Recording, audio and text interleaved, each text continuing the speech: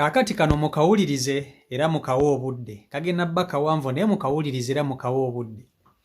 Mwana muwala gw'olaba oyo yagenda mu bbaala nga yeetutteko out ng'omuwala agenza okwesanyusaamu. Atuuka mu bbaala wabawo omusajja eyamwegomba. Omusajja yalina ssente nga mugagga n'amwegomba. Omusajja ne yeesitula n'ava gy'ali n'ajja atuula okumpi n'omuwala ono. N'amugamba nnyabo nkugulireeko ku kyokunywa. Omwali tannaba kugula kyakunywa.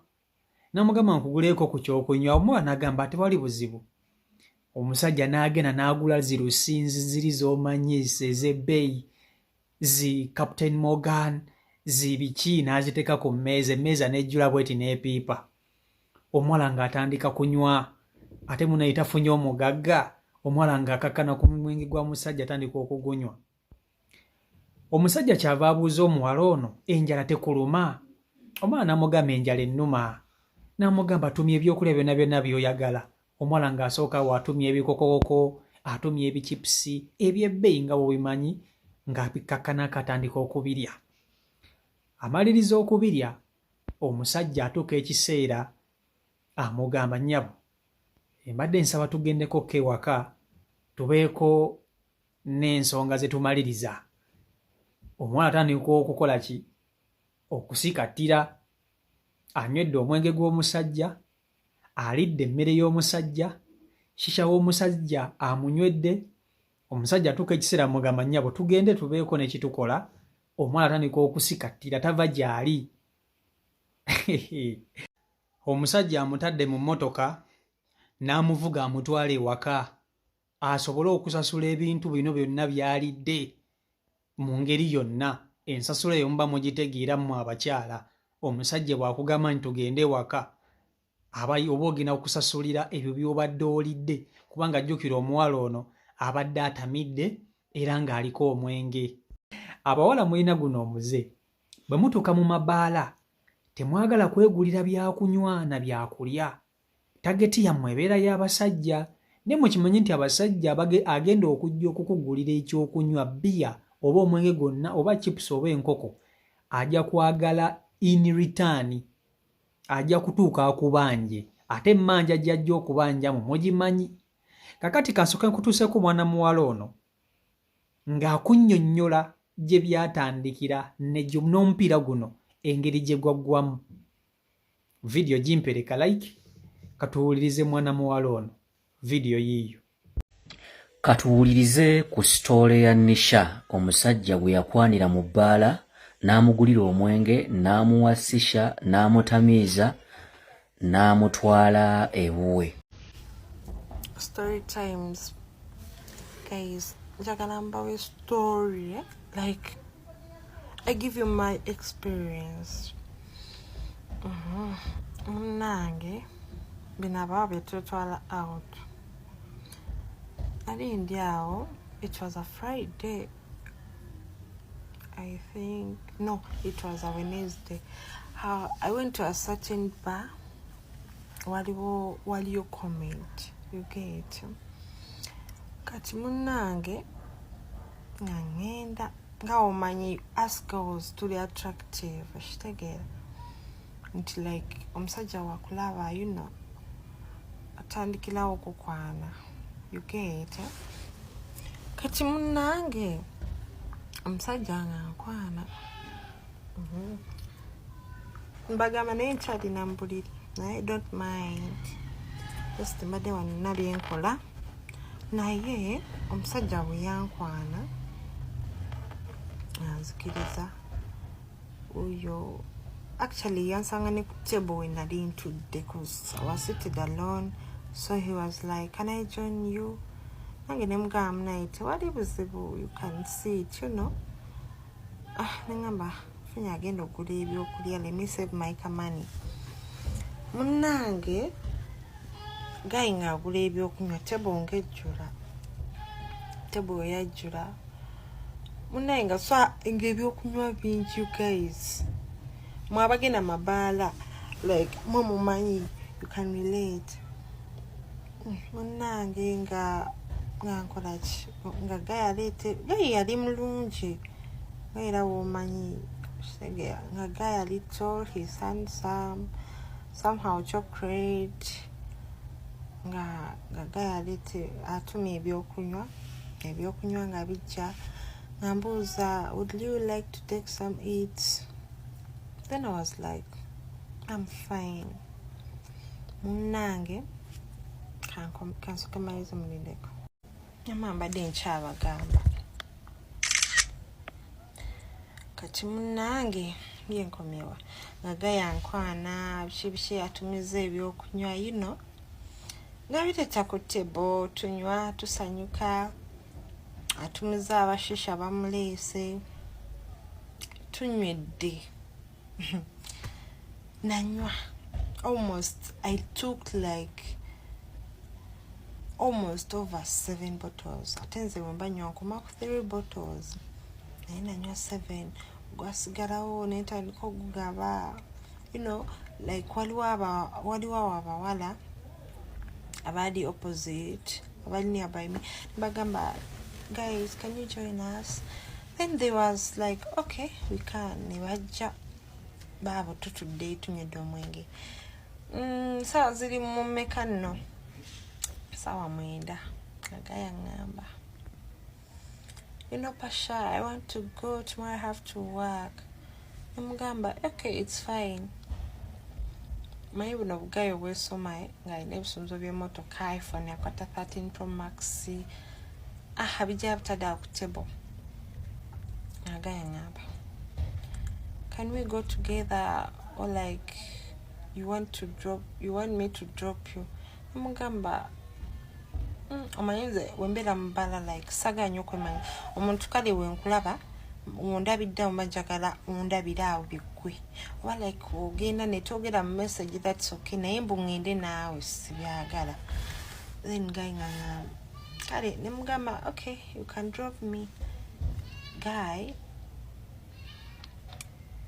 ngakola ki? Guy nga droppinga uyo tugenze waka. Mugamba like some to sawaka wenyini, cause you know baba basumbuyi. Next time abaso komaona gamba aresi byagala. Naye guy nga ntekewa like wali wabulayo ebigere nga bisatu tuka ku mulyango w'embeera tukewaka. Nga guy mugamba osoko nteka waneno.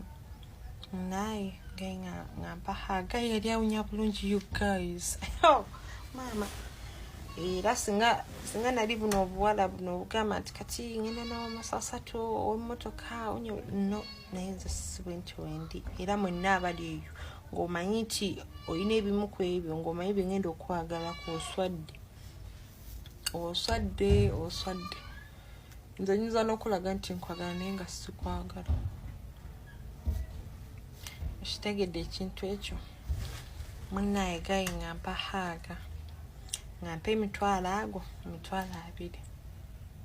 Namugamba, okay, thank you. Naze muwa haga yaleeta omwambo muwe case. Namugamba, next time better. Bwinti ngankwata aka handbag kange nga nfuluma emmotoka. Ngenda ewaka. Guy yalina mpaka we nabulirayo.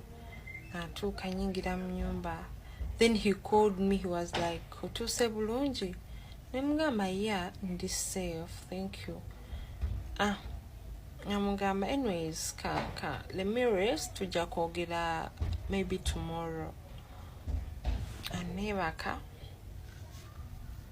Naye guy agenda. The next day, nangamba hi, napeza message nangamba hi Pasha, can we go for lunch? Manyize omuntu simupapiramu, you know. Omuntu wangamba, can we go for lunch, can we meet? Sibe ebintu binyiza okuddawo nempo obudde never.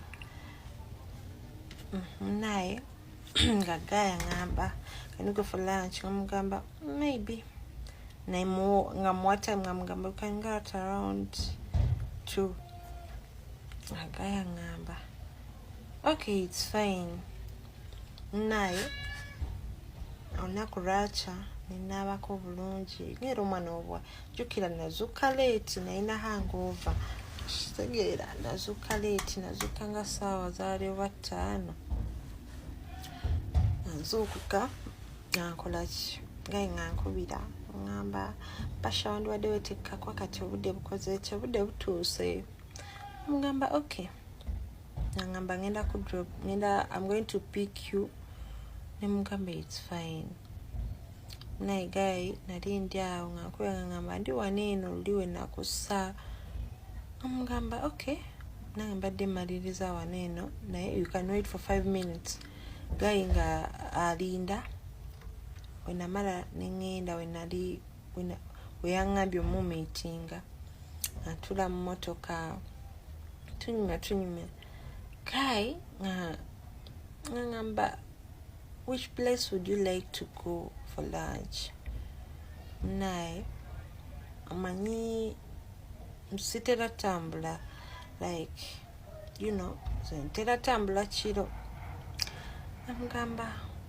nasoka nerowooza awo nga wobimanyiye yeah for la class you get you people you can narrate nga mnange nga gayi mugamba you can go to food hub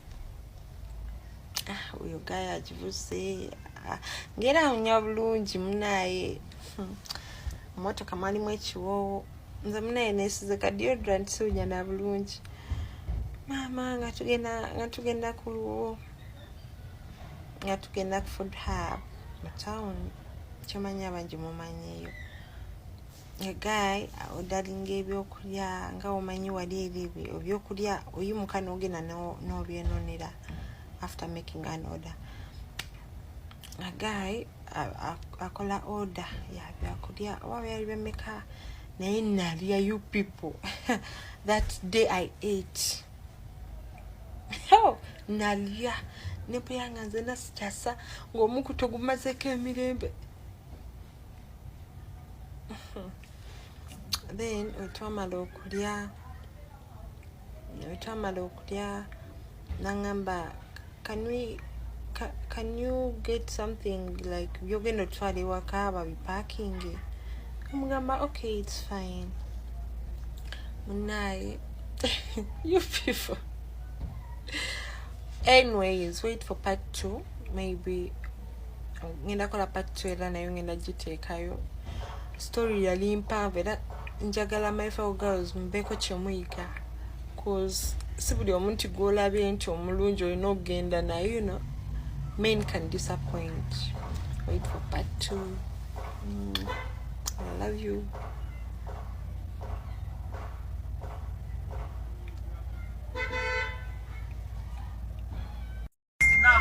So guys, I'm here for part 2. As I told you yesterday, to continue nembozi ya feri. So munaye guy oyangulira ebyokulya papa we nakomye oyangulira ebyokulya netukolaki ntuvaayo guy nandropinga nankomyawo ewaka uyankomyawo nga ndeeta ewaka you know haliwe yangambye mbukosanyo you know anyways unange nga ndeeta ewaka ngamba mu motoka ngera agenda you people munange bwe natuuka ewaka naye naagenda you get bwe yagenda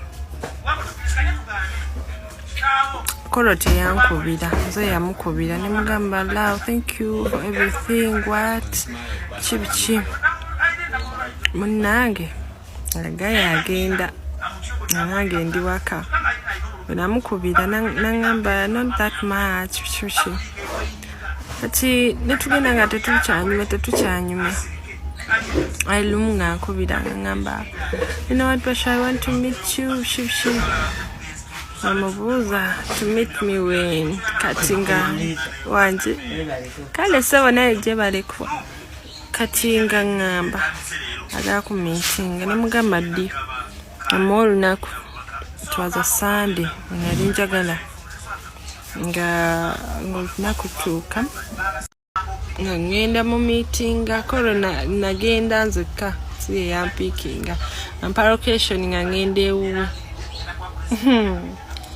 Banamwe you girls tuliko kizibu guy when nagenda Ewuwe like guy yali abira mu kikomera kali like yali apangisa naye nga apangisa ku apartment banange guy nga wabeera wanyirira kokomya amaaso enyumba nga mulimu buli kimu kyomanyi yali yaddabo nga mulimu buli kimu mulimu fridge entebe za els nezamalayo you know